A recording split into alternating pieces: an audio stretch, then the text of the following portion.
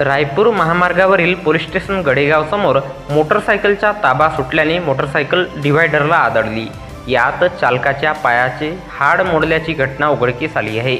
रायपूर राष्ट्रीय महामार्गावरील police station Gadegaon येथे दिनांक 26 मे 2024 रोज रविवारला सायंकाळी 5 वाजता दरम्यान पलास देवराम शेंडे वय 30 वर्षे राहणार मौदा जिल्हा नागपूर हे आपल्या स्वतःच्या मोटरसायकल क्रमांक MS40 AF 8906 ने लाखनीकडून स्वतःच्या गावी जात असताना अचानक त्यांच्या मोटरसायकलचा ताबा सुटल्याने त्यांची मोटरसायकल डिव्हायडरला आदळली।